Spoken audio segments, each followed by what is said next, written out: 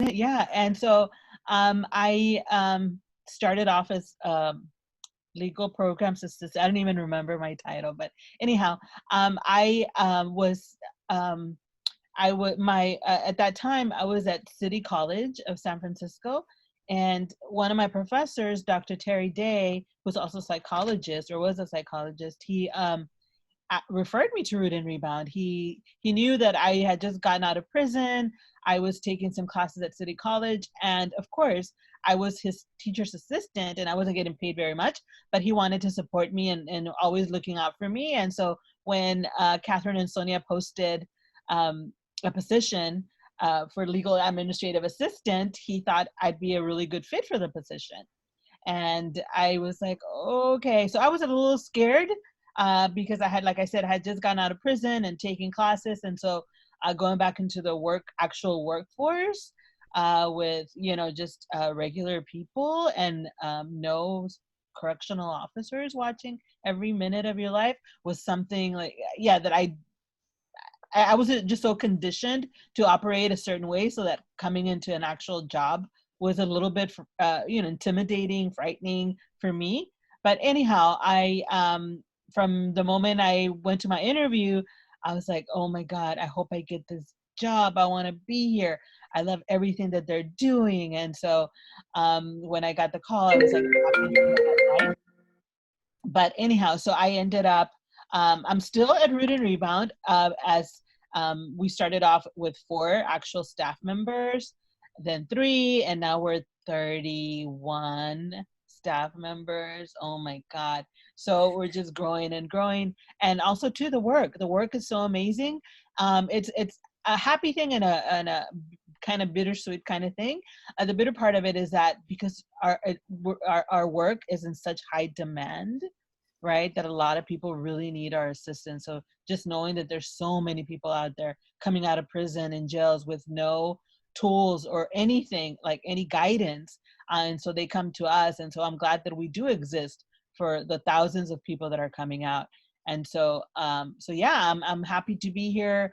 I love that we evolve as the need comes up, or we go with with whatever needs to be happening at that moment. We incorporate it into our model. So yeah.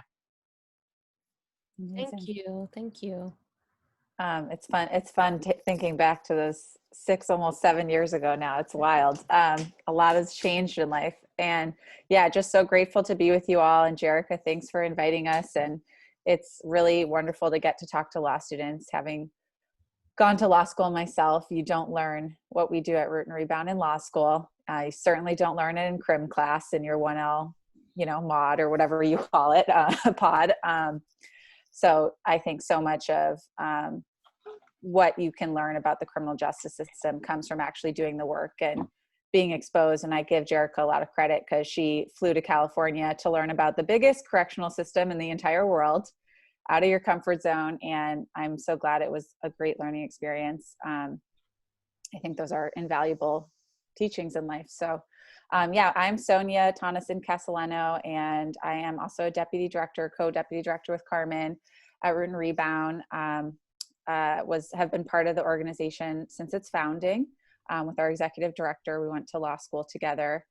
And in terms of what brought me to this work, I mean, it's really what continues to drive me every single day. I think when you have deep purpose and deep passion, it can drive you through any type of role, any type of contribution. And very similar to Carmen, like what I do at Root and Rebound actually has changed every day in the last 7 years. And I'm glad for that, because the world is changing. And then in other ways, it's staying the same.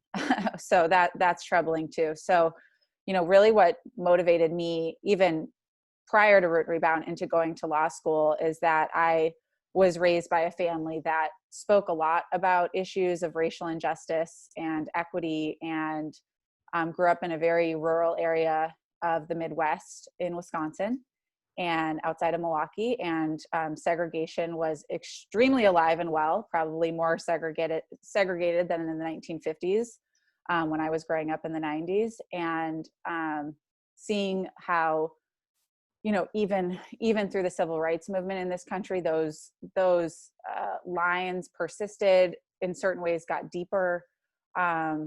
People were not talking about the impacts of racial injustice. They weren't talking about the connection with the criminal justice system, except, at least where I grew up, except in my own family.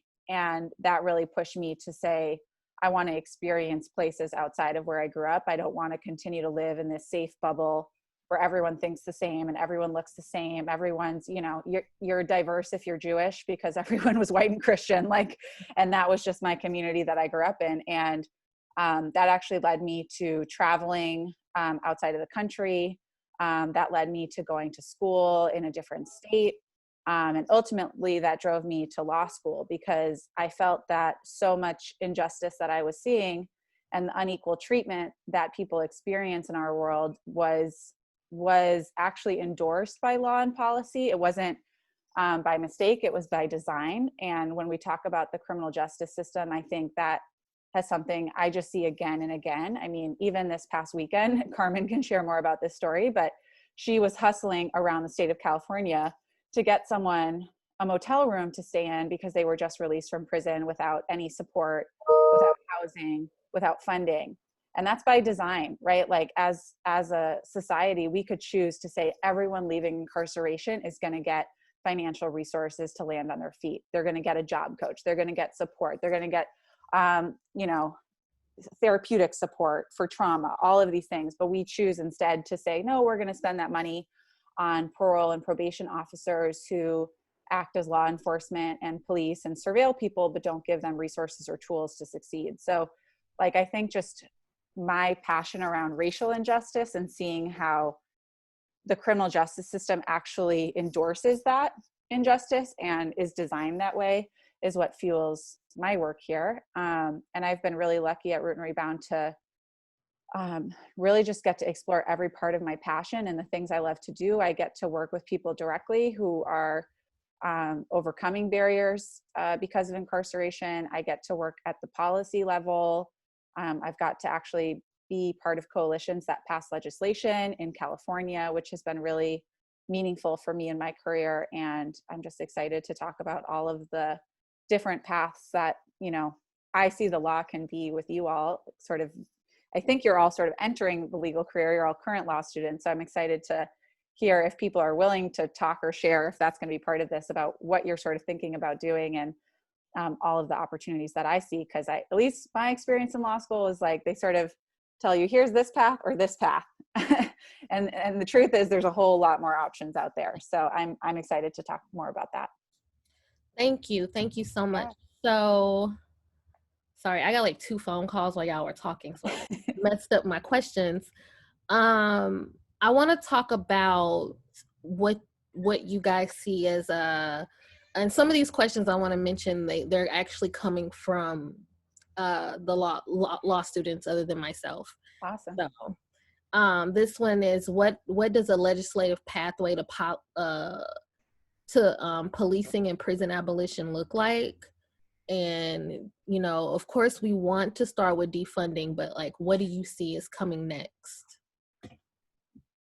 How do we actually get rid of prisons and police, essentially?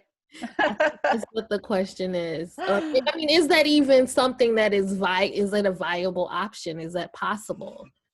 What do you think, Carmen? Do you think it's possible? Can you imagine a world without prisons and police? Yeah, that's a good question. I think for me, and I think I've heard it being discussed a few times, where it's not necessarily like defunding the police completely, but allocating that funding towards, for example, if someone is having a mental health crisis, that you get a mental health expert to come and talk to the person, right? Or, you know, just given the situation and the call, that's who comes to assist. And it doesn't have to always be the police, right?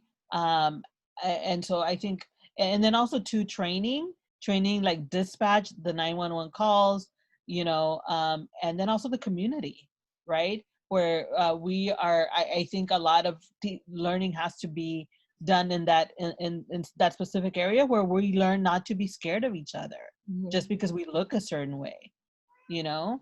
And I think that also because a lot of times the the calls coming into dispatch or police are from people that are worried because, oh, someone looks suspicious or they're, and so I just feel like investing, right? Investing in education as opposed to the punitive side of policing and stuff and racial profiling, even teaching them on what that looks like. What is racial profiling? What does that mean? And stuff like that. So I think I would definitely say allocating the most of the funding towards education in all these different areas. Mm-hmm. Mm-hmm. Yeah, I'd piggyback off of that too, that like more and more, I think I have seen how a budget, how you spend your money is a reflection of values, right? That can be in your own personal life, right? Like I spend money on, what do I spend money on? Do I give to charity? Do I like my tequila? Whatever it is, it's like, these are the things I love, right? And I spend my money on it. And I think the same is true at a macro level, right? Like what does our government spend money on? If you actually see where all of our tax dollars go, so much of it goes towards the military equipment for police at the state level. That's only increased in the last few years. It goes towards corrections. In California, we now spend $13 billion annually on prisons and corrections. $13 billion, which I just am like, there's entire nations that don't even make that much money incoming, let alone spend it on just correction. So I can definitely imagine a world without prisons and police. I think it would take a radical reimagining of how we spend our money. But if we did that, I think it would move people, right? Like if you also think about a lot of us, just out of, economic reality, we gravitate, not everyone, but a lot of people gravitate towards jobs that are available. So in a place like California, and I think this is true in other states, is that so many rural communities in particular, their economy might depend on that local prison. Like half of the city is actually correctional officers, right? So not only do we put money towards these things, but then we create dependency in entire communities on those continuing to exist, because now it's like a financial engine where there are people who make money, who get paid a salary, who make profit by continuing to have prisons and continuing to have police. So to me, it would be like sort of like having a reckoning with like, wow, we've been really irresponsible spending our money. We need to check our values. We need to check our budget and start there. And from there, I think, like, I just totally echo what Carmen said, that there are so many services like that don't exist. And if we rerouted those funds, they could. So like how many people have come to us, including one of our earliest clients, as Carmen knows, and I think Jerica, you met him over your summer, who suffered extreme trauma in his life, saw a family member murdered before his own eyes, was developmentally disabled, and never went to school and didn't have a support system to get him to school, and didn't have the resources as someone with disabilities to get through it. He was always really good at math. So that's literally how he got into selling drugs. Cause honestly, he was very good at counting and very good at numbers, and he could support himself by selling drugs. But also just had all of these traumas and all of these needs that had never been addressed. And I think about someone like him and how he has spent his whole life now in and out of jail, in and out of jail, in and out of jail. And part of that is because there's no one else who's even taking care of him, right? Like it's the police who show up when he's homeless, living under the bridge. It's not somebody who's like, hey, let's talk through your problems. Oh, you need help getting your SSI check? Let me support you in doing that. Like, let me set up an account for you. Like there's so many ways in which our government system defaults to police instead of helpers. And I think we need more helpers being funded instead of police. And that would make a huge, huge difference. So that's like a huge part of it, I think, is how we spend our money. And then, yeah, what Carmen said, just like our world is so divisive now. It really saddens me, the things I hear even from people I grew up around in Wisconsin about ideas about difference have really intensified. And racial difference, religious difference, being from different countries. Like, I just don't think right now in our educational system and in the way we live and the way our cities are set up, that we're actually investing in ways for people to like share and communicate across difference and to be educated. And I think the Black Lives Matter movement that has been happening for many years, but that has been really active in this past year after police killings of unarmed Black folks, is part of that, right? It's part of an education of actually what Carmen said, like just recognizing humanity in other people and caring about people who don't look like you or don't come from the same background as you do. So sadly, even for adults, I think that's not just something we have to teach children. I think adults are are the ones perpetuating that. And our country's in a really, really tough place right now. So yeah, I think the criminal justice system, it will continue to exist as long as we continue to dehumanize people based on any reason. Because that's the only way you could ever be okay with treating people the way we do in our prison system, is if you didn't see them as equal to yourself. Yeah, I totally agree. I think also I would like to point out that um, when I went to California, I was really like, this is going to be like a whole new like cultural experience for me. And it really was. But what I learned while being there and like traveling to different places with Root and Rebound is that California is not really unlike all the other states. You have places that are cities. You have San Francisco and Oakland, but you move out and it's rural. You move out and you're in the country. Yep. So it reminded me in that way of being home, because I could go to Chicago and be in a city, and then you move out a little bit, you're rural. So I think that a lot of the things that people who are systems involved in middle America are facing are the same things that they're facing in California.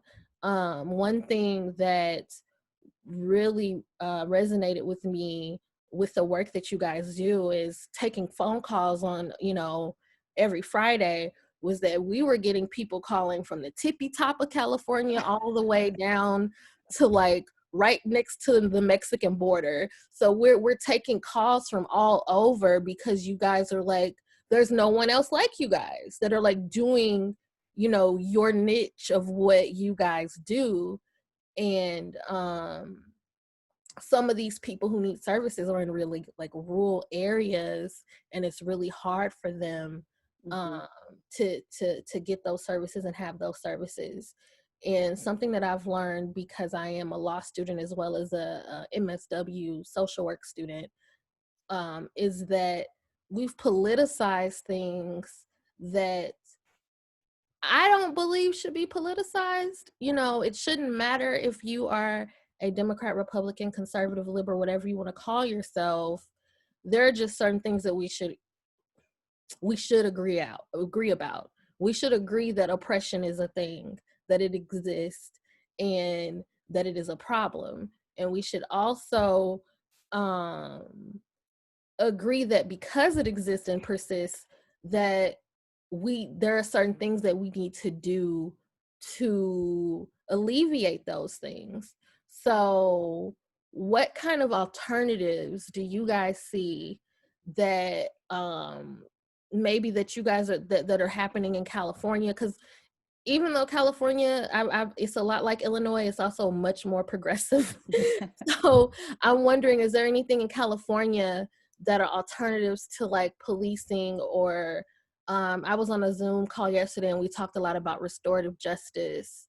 And so I'm just wondering what's going on in California, or what are some things that you guys, because Root and Rebound also supports different policies and laws at the state level too. So I'm just wondering, what is it that you guys are working on or thinking about that would be good alternatives to policing, and how could those things not replicate the problems that police pose? Mm-hmm. Yeah, I can start on a few things, and Carmen, if you want to add. I would say in terms of some of the things, one of the main things that Root and Rebound does is supporting people who are coming home from incarceration. And I would say, though we're not there yet, California has been a leader in removing the barriers at the legal level that people face because of having a conviction history, right? So in the same way there's discrimination on the basis of gender or race, criminal records is often used to discriminate, but it's sort of treated in a lot of people's minds as like justifiable. Like, no, you can't discriminate on race or gender, but like criminal records is okay. But somehow that validates the belief that the criminal justice system is fair and appropriate, and punishment is fair and appropriate, and treats all people equally, and that somehow criminal records have something to do with people's abilities, capacities, talent, and worth. And I mean, I don't know if anyone on this call believes that, but if you do, I'll be here to break it to you. It's not.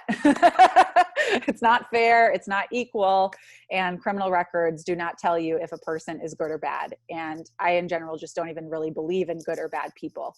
And I think we've fallen into just an assumption that somehow we can get information from running a background check that's going to be telling, when it's really usually telling more about someone's childhood and how they grew up, and how they've been profiled, than telling of anything about their talent or capacity or ability to contribute to the world. So just at a fundamental level, I think breaking down the reliance on background checks has been something California has been good at. We are the first state now to have the ban the box movement. For those who aren't familiar, the idea is that you are removing questions about criminal records, especially at like initial stages and ideally throughout, in order to actually create a fair, level playing field where people have a foot in the door to get job opportunities, to get housing opportunities, to get any opportunity that's available to someone else. And it's honestly just taking down a barrier. It's not even really a principle of equity. It's just really a principle of taking down a barrier. So that ban the box movement, which started in California, has been really successful. And we've now, I think, are the first state to ban the box in occupational licensure, in education, and in employment. So that means we're the only state right now in the country that has, in those three realms, taken that conviction question off of initial applications, or at least made a fairer process for people if a background check is run. So that's something I think we've been a leader on. We also just in this past year finally closed down the youth prison system here. So now there's no longer going to be, we call it DJJ here, but there will no longer be a youth prison system. And so young people who go through the court system will be, I think it's still sort of playing out what the next step is going to look like, but they will be in either placements or getting services at the local level. So we're not going to see now kids being sent, 100 miles away from mom or dad or family to a prison. They're actually going to be in their own community if they have interactions with law enforcement. So that's not like an end all be all. We still have prisons, we still have jails, we still have kids going through the court system. And so all those things need to change. But I think it's a first step in recognizing that like we actually don't need these institutions and they can shut down. And we've had many people, including members of our own staff, who spent years in youth prisons before, an 18th birthday because of things that happened when they were children. So that I think is a huge step. I don't know, Carmen, is there other things that you feel like California has been really a leader on? Oh, and you're muted. Thanks. I always keep forgetting that. I think from my perspective, I feel like having a partnership with the probation officers, different probation offices, and especially here in our area, is super helpful. And I think continuing to have that. And Root and Rebound, we started from the get-go. I remember having trainings, doing trainings for probation, for federal probation, and I think that plays a huge role. Probation plays a huge role, right? In this mass incarceration is the ongoing cycle, right? Because they, some probation officers just try to send someone back for any little reason, any violation. So I think for me, I agree with everything Sonia said, and then just adding that piece of like that we are more like moving. We're making a change or making progress there, where we're including probation in the restorative justice environment and also reentry, right? That it shouldn't just fall on the nonprofits to solve for the problem, but also include the different partners that have the power right, to make the changes, right? Aside from going to the legislation, all that, making those changes up high, but even just closer, closer and more, I feel like more, something that is easier to, not to do, but that we have more control over, is that relationship with probation and parole, and what we present to them, and how we present to them, and also just having them more and more on our side, like that they also too want the best for the people coming out, that they also see, like Sonia said, people as human beings, like, and then having that human empathy, human kindness towards everyone. Like, that's um, a really hard point to convince them on, but just knowing that, like you said, it shouldn't be like you're a bad person or a good person. It's like, okay, you made bad mistakes or bad choices, but what can we do to help you? Like, have that type of mentality, instead of seeing people as, oh, well, she's this, she's that, and that's who she's always going to be, and that's how I'm going to treat her. So even if she's trying to make any changes, you know what, that's not, yeah, I don't believe her. She's still that, or that, he's still this or that. And so I think just kind of just reshaping or reconditioning the way probation sees people coming home from jail and prison, instead of just a bed or job security, you know. And so but yeah, that's the piece that I wanted to, and like Sonia said, we support people coming home from jails and prisons, but also while they're in prison, we also provide them a lot of tools, a lot of support, and try to prepare them, so when they come out, their barriers aren't as many, or if they do come up to any barriers, they know how to handle, or what to do, or who to turn to, right? And so yes, I just wanted to add those two pieces. Yeah. And that actually reminds me of like things that when we started 7 years ago, the state of California was not funding anything related to reentry other than parole and probation, right? Like law enforcement, essentially. They weren't funding nonprofits to do this work. And us, along with a lot of other organizations, have been advocating with our legislature to set aside funding and to actually put funding into community-based organizations.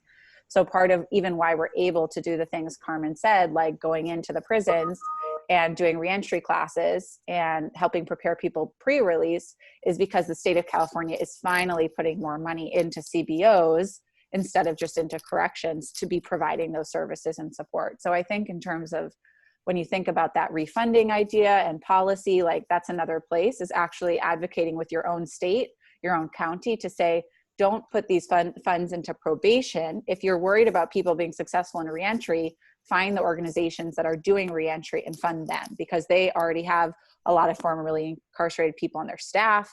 They have empathy and the resources and the knowledge and the understanding of trauma to actually be there for people in a very different way than someone whose job is primarily to make sure they don't break the rules. That's not our job at Root and Rebound, is to make sure people don't break the rules. It's to make sure they have the resources they need and opportunities to be successful. So I think that's a big change too, and that didn't exist. So like part of why Root and Rebound has gone from 4 to 31 is because now we have at least 3 people on our team full-time who are fully funded by the state of California.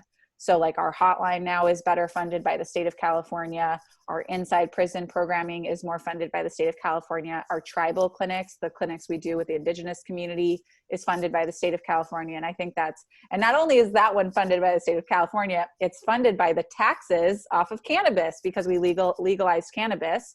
So the tax revenue that the state takes in from now legal cannabis actually all gets reinvested in community-based organizations that are doing work to end the war on drugs and end the harms of mass incarceration. So we are a beneficiary of the taxes that people pay when they buy legal cannabis now. So I think that's like another way in which like funding and creative funding sources and government funding can like be reinvested into community.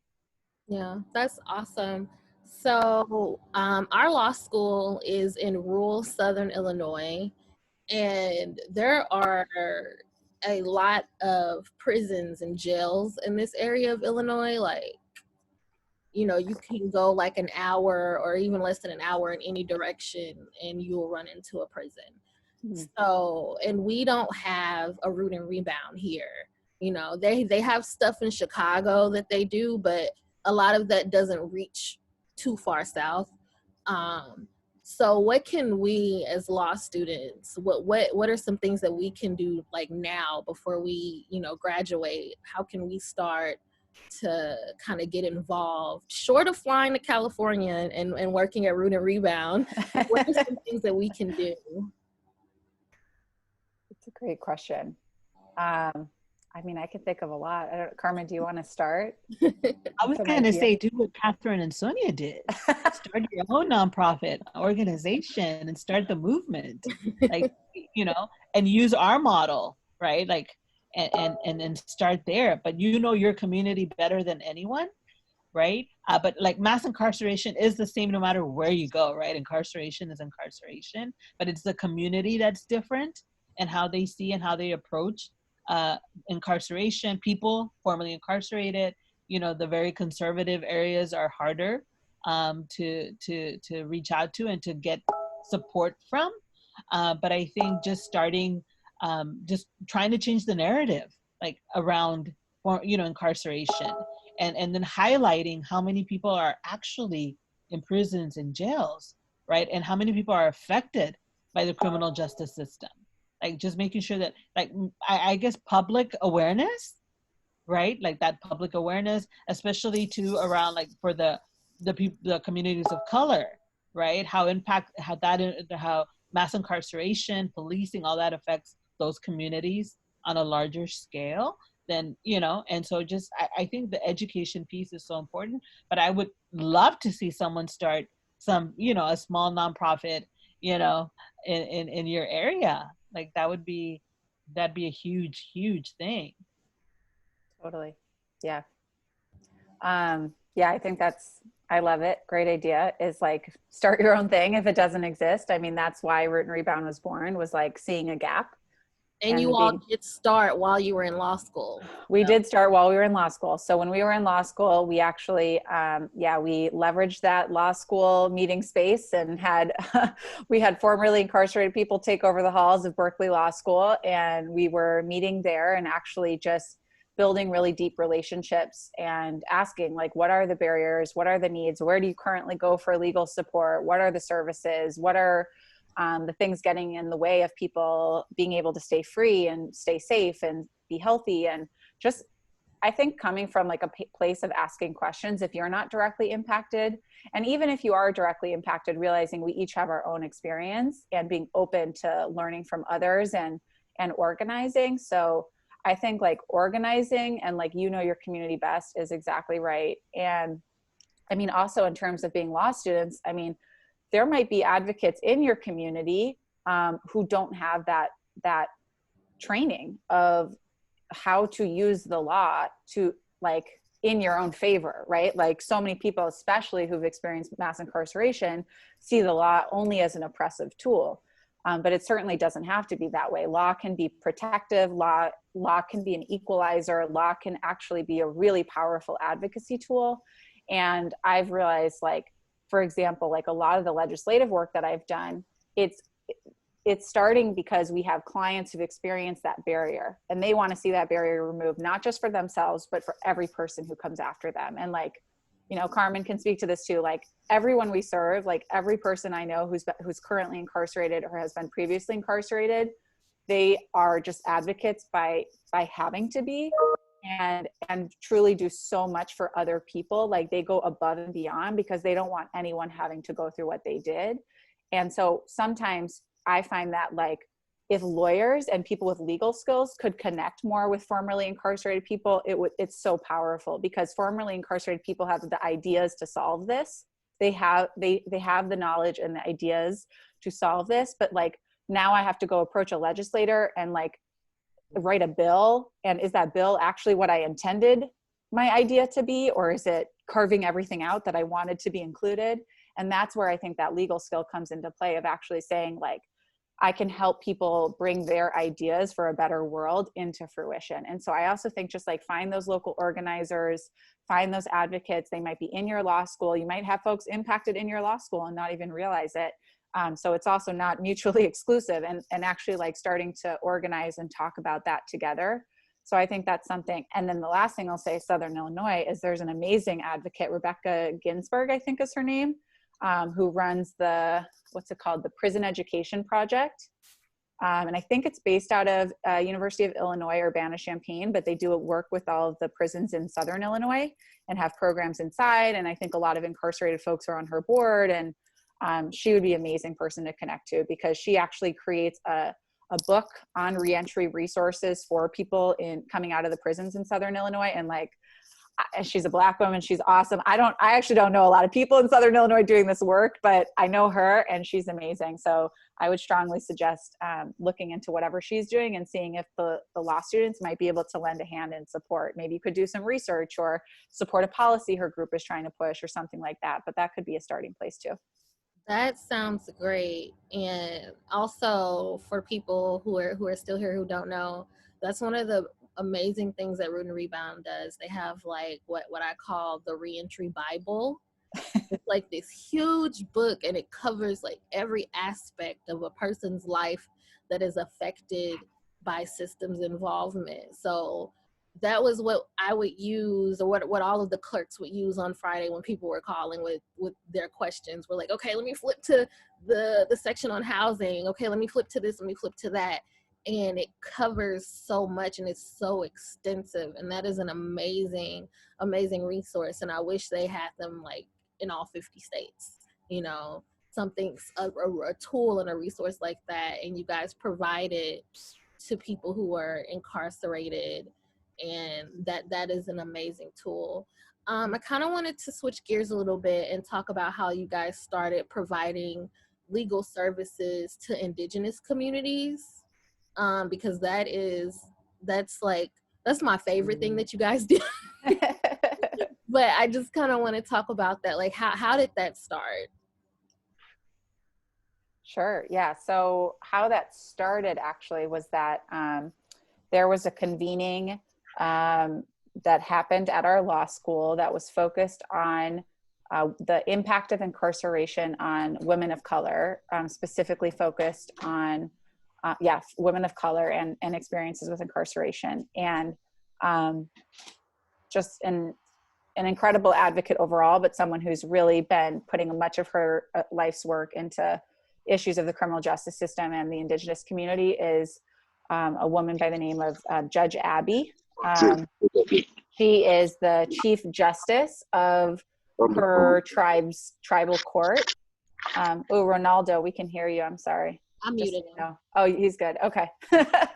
I'm always the person who that happens to, so I'm just nicely calling you out. But yeah, so Judge Abby, who is the Chief Justice of the Yurok Tribal Court, she came to that convening and really talked about the ways that injustice, not just the legal system, but the injustice runs throughout in the treatment of Indigenous communities, just the historical intergenerational trauma that Native folks still feel and experience, everything from genocide to then forcing Native kids to go to white boarding schools and learn new languages and stop speaking their native languages, and assimilation and rape. And I mean, you name it, like the Native community has definitely experienced that. And in fact, experienced it to such a degree that they're so much smaller than they once were, right? Like genocide and the introduction of diseases from Europe led to a huge decline in our Native population in this country.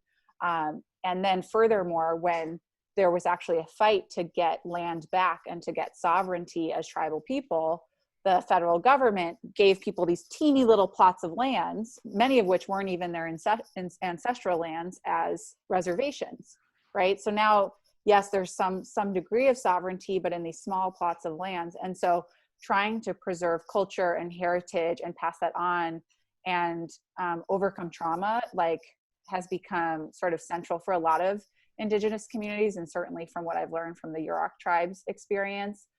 They happen to be the largest surviving tribe in California. They have, Judge Abby has been just an incredible advocate in getting resources and funding to do creative things. So she actually started what's called a wellness court in the Yurok tribe. And the whole idea is that, like, the criminal justice system and the court system isn't going to solve people's problems like through the white lens, right? So she brings very much Native culture. She'll literally have a family dispute, right, where two caregivers or two parents are disagreeing about where their child's going to live, or health decisions or school decisions, custody, visitation. And she'll literally say, I'm going to leave the courtroom. I'm going to give you all an hour with like a social worker from my team to talk. And when I come back, you tell me what to put in this order. Like, you don't see that from white judges and like the white court system. So I'm calling it white, because that's who I would say it's designed by. She doesn't operate that way. So I think there was just, we initially met her because of that convening at Berkeley, and she had a real like heart connection with our executive director, Catherine. And then the more and more we learned about the effort she was doing and how many folks in her tribe actually have criminal records, it was just became a natural partnership. And really, like, even from the beginning, one of Root and Rebound's goals has been to make sure that all communities affected by mass incarceration get a seat at the table, are getting support. Like you said, Jerica, it doesn't matter if it's at, the border of Oregon or the border of Mexico, Los Angeles, like Skid Row, Oakland, or, the middle of like lettuce growing territory and artichoke growing territory in the farms, like that, all people deserve that support. And the Indigenous community, despite not really having really accurate data about the way that they're impacted, we know generally that they're one of the most over-incarcerated racial, groups and communities in the United States. So have a hugely disproportionate number of criminal records. And so many folks in at least like the tribal communities we've worked with, so much of that is stemming from their trauma, right? Like a lot of issues around addiction and mental health because there's so much unaddressed trauma. And so a lot of our work is helping people clean those records, like really just understanding like why incarceration exists in those communities, how we can help. And similarly, like to what Carmen said, is like also trying to bridge a little bit the relationship between some of the tribal governments and the county governments, because they have a very strange relationship. So there's like county probation, but then some tribal governments can do their own supervision. So we've also tried to almost be like a connector in that way of like convincing some of the local governments to give more of that power over what's happening to folks who've been in the court system back over to the tribes.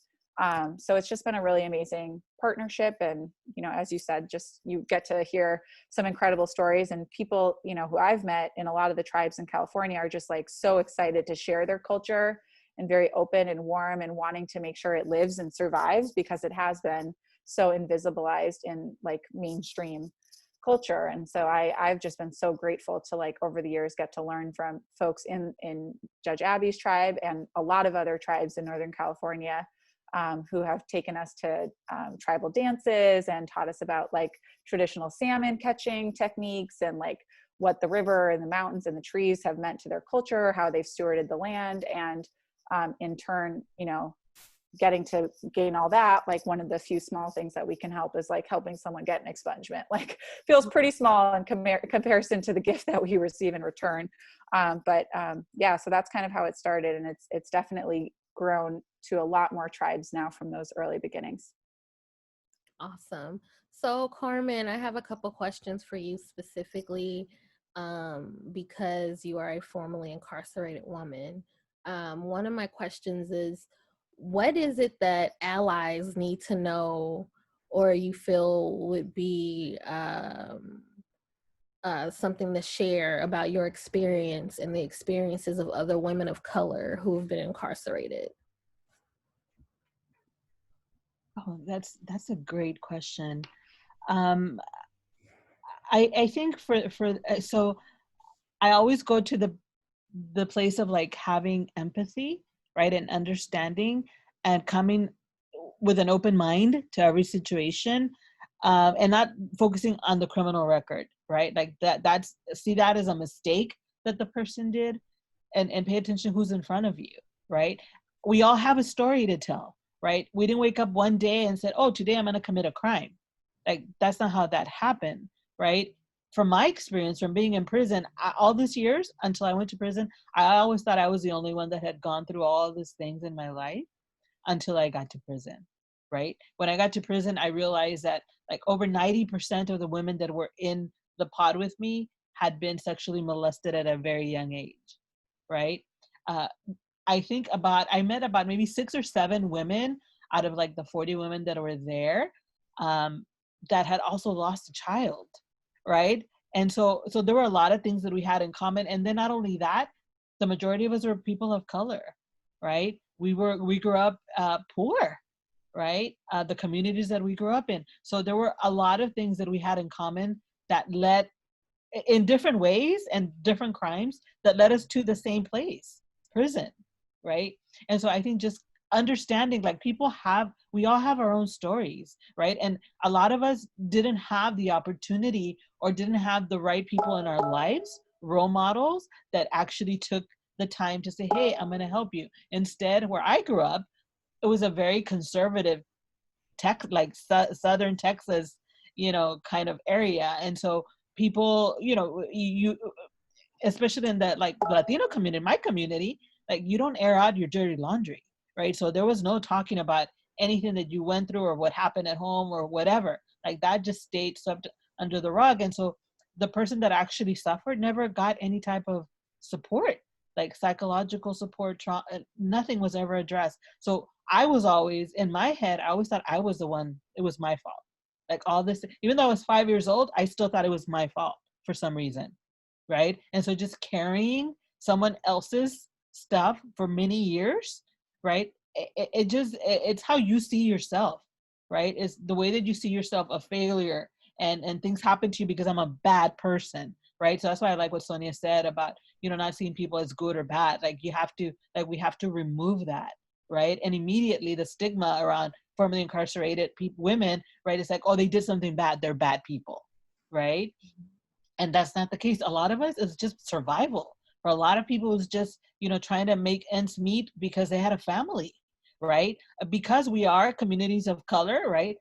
The men in our lives, or their lives, not mine, because I didn't have anybody, but the men in their lives were also in prison, right? For what we were talking about, mass incarceration, policing. So they were left to be the breadwinners, the household, so it's like, what do you do in those situations? And people say, well, it's easy, just move. No, it's not. It's not just move out. It's not. And so just being understanding of that and acknowledging, like, if you come from privilege, acknowledging your privilege and say, you know what, I'm not going to see you through my lens of privilege and I did it. Why, like, that's something that just irks me all the time when people say, well, I did it. I grew up poor, and then look at me, I did it. Like, no, no, no, no, no. Right? There's different reasons why you did it, right? You made it. But don't automatically put that on other people. Like, if I did it, then you should have also. Like, there's no excuse. So first off is just that, changing that mindset of how we see women, or formerly incarcerated people, um, just how we see them, and understand too, okay, they're out of prison and jails. They've already paid their debt to society, right? Why are we still punishing them, right? Why? We're here to support. How can we support you, right? We all need that help. We all need that push or whatever. And I want to be that change, right? I want to be that person. Like, the reason that I also go above and beyond with a lot of our clients is because I see myself in them. I know the struggle. I know that for a lot of people, it's really hard to ask for help, which is why a lot of us ended up in prison.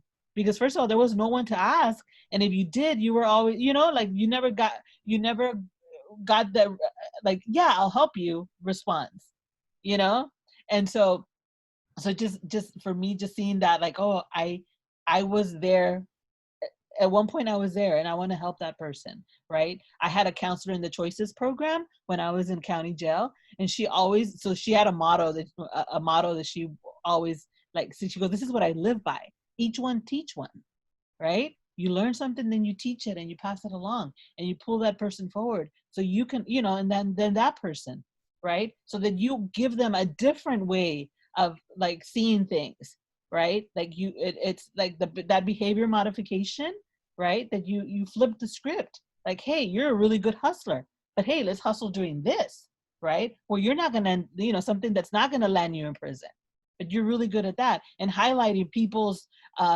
skills and, a potential, right? Like, we all have potential, right? And then just knowing that. But I think just yeah, for the most part, it's just being understanding and empathetic that we all have our story. We didn't wake up one day saying, I'm going to be a criminal today, right? And that we deserve a second chance, right? And there's people who get second, third, fourth, fifth because it takes them that, you know, I don't understand that. I may not understand their pain, their trauma, you know, all that. And so there are a lot of things that are not dealt with. We just deal issues on the surface and not really go deep into why, right, everything happened. I mean, it took me, look at me, I'm 53 years old and I was like 41 when I went to prison. And it took me that long to finally understand that my childhood and things that happened to me affected me my whole life, right? So that's what I'm saying. Like some people, and the pain is really, really hard to face. Just so you know.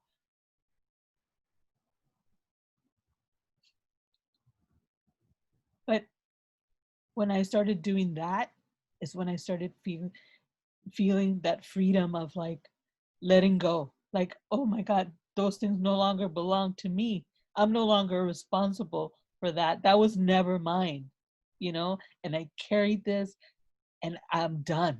Like this is not, that's not me. And I refuse to continue taking responsibility for those actions that someone else committed against me. That's where it started for me, you know? And it's just and because that framed how I saw myself the rest of my life, how I valued myself, what I, you know, and so like it took me going to prison to finally understand, like, oh my God, you know, there is, you know, I really am not a bad person. I'm not a bad person. And so, but just going back to what you were saying, it's just understanding and just knowing that we all have our stories, you know, and just making sure that nothing is a guarantee in life, but at least that you know that you're coming from a good place and offering support for a formerly incarcerated woman or a formerly incarcerated person, right? And you and sometimes people don't have no idea just how much those acts of kindness mean to people like me, you know? Like I'm forever grateful. Like for example, Root and Rebound, I'm forever grateful that they took a chance on me and hired me, you know, always. Like my whole life changed. My whole life changed. Now, like before, I was struggling to even get a token to take the bus to go to my mental health, you know, mandatory classes that I had to take every week. And now I can actually shop on Instacart and buy groceries for my mom. Like I never, you know, in my wildest imagination, I never thought I could do that. And for some people, like that's nothing, but for me that's a lot, that I can help out in those ways and that I can afford to do that. Like, you know, the fact that I'm saying that, it's like, oh my God, that's so true, that I can afford to do that instead of constantly being struggling and trying to make ends meet and stuff. So just saying, you know, we all deserve a chance, right? We're all human beings, and just seeing the goodness in people first and foremost. Thank you. You actually answered the next question I was going to ask you too. So thank you very much You're welcome. for sharing all of that. And that's something else that I found really interesting that Root and Rebound does, is the way that you guys, the salary. So the people who aren't lawyers, I remember, I think it was Sonia who told me, like, you guys starting salary for people who aren't lawyers is like a little bit higher, to kind of, you know, to create like that equity. Yeah. So I thought that was, you know, awesome that's something that you guys do, because a lot of nonprofit organizations don't do that. I've worked, actually, every job I've had has been for a nonprofit, and I've never like made more than $35,000, Wow. which in Illinois is still not, you know, a lot of money.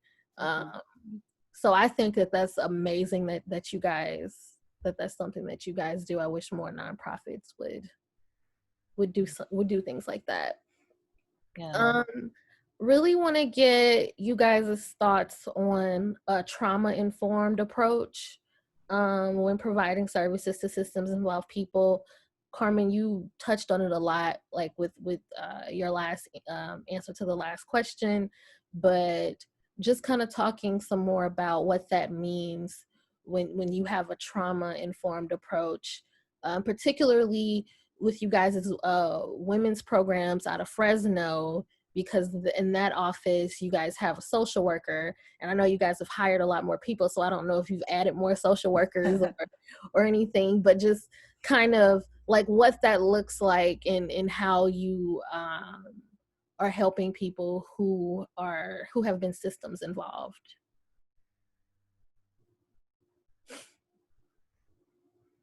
Do you want to talk about the Fresno office, Carmen, or do you want me to start? You start. Okay. Yeah. So yeah, we actually have a few sites now in California, some of where there are like social workers and so people on our team, non-lawyers, who are providing support, who are on Root and Rebound staff. But we also, what I want to say is we have lawyers who actually are co-located within other organizations that provide those services. So we do have sites as well where Root and Rebound has a lawyer who's focused on helping to remove legal barriers for formerly incarcerated folks, and they're embedded within an organization. And one of those organizations fully serves women as well. So our work in Fresno, and then also now our work in San Bernardino, are entirely focused on women who have been systems impacted. And yeah, in our Fresno team, we have someone who does a lot on like wellness and making sure women are connected to the resources in their community, whether that be housing or childcare or a faith-based community or support for trauma. She does a lot of group work just to build more self-esteem and mutual support among the women who've been system impacted. So she does that every Friday night.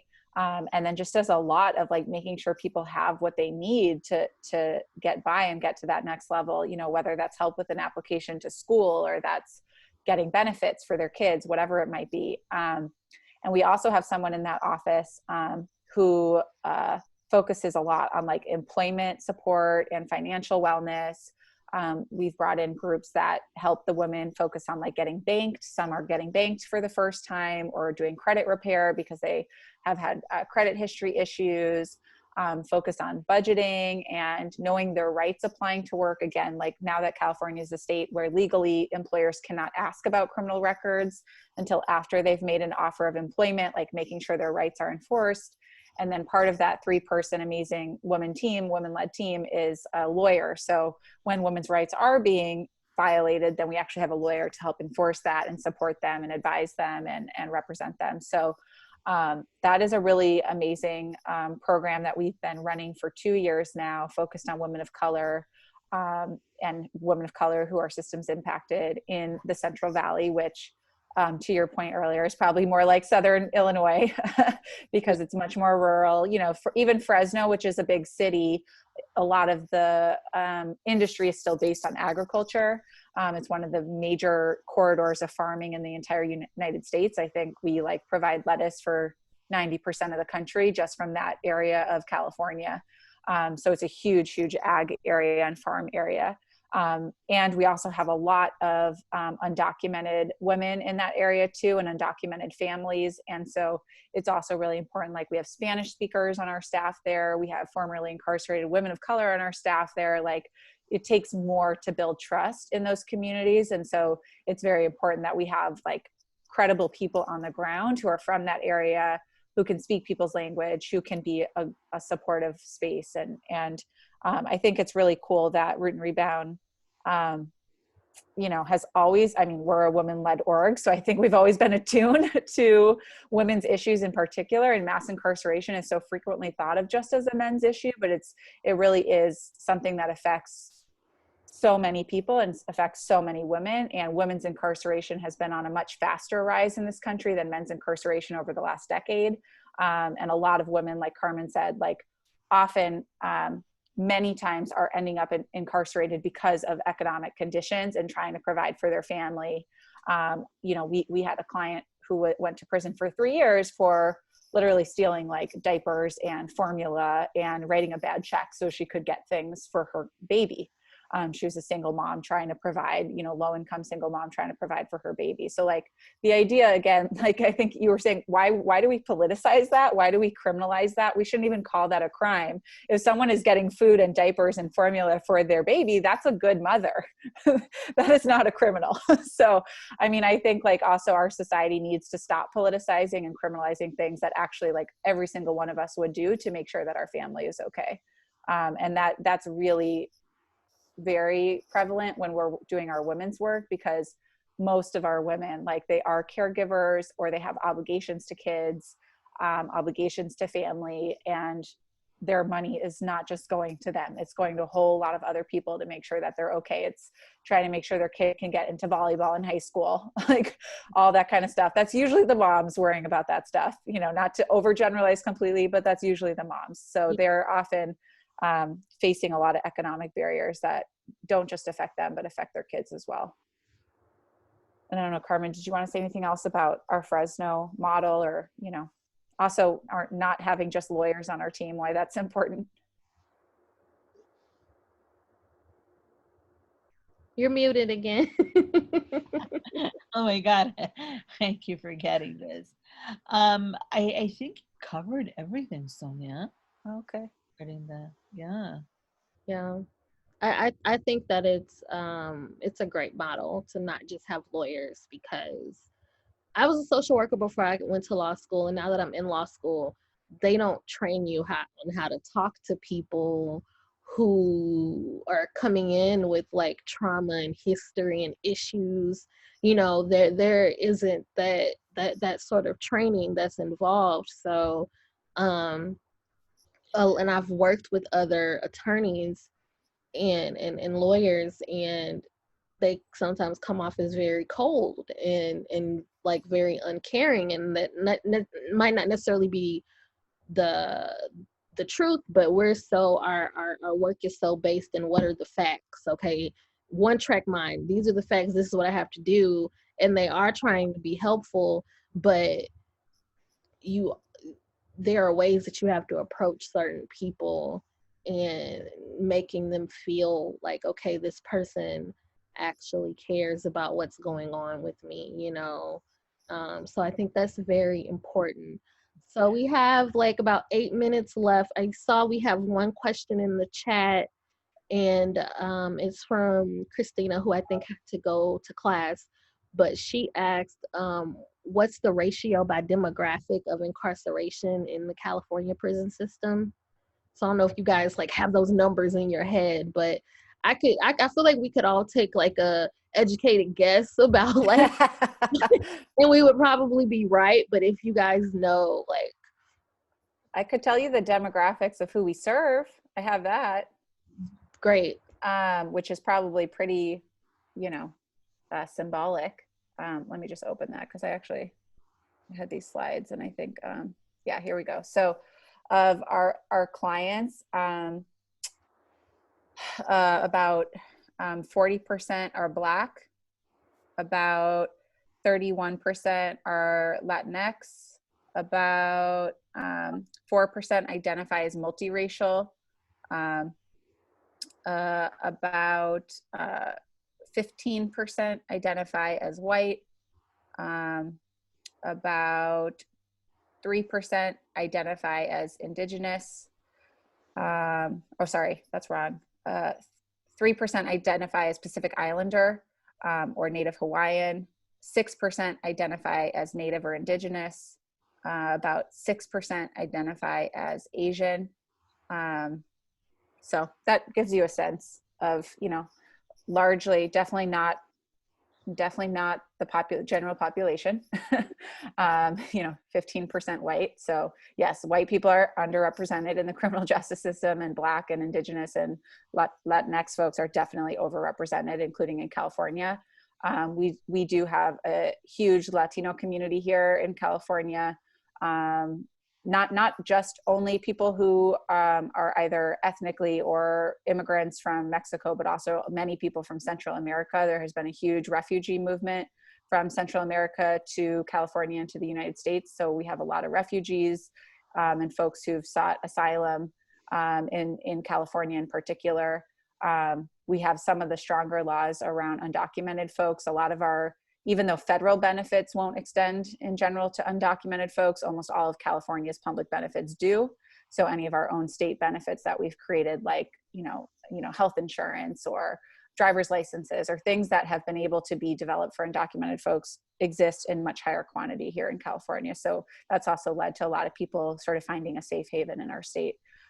So huge immigrant community as well. But yeah, that's kind of the demographics. And I don't know exactly the prison system, but it's probably pretty similar. Yeah. Yeah. So I kind of winding down. I just want to know from each of you ladies, what are some lessons? And I know you've learned many, but what are just a few lessons that you've learned through your advocacy work?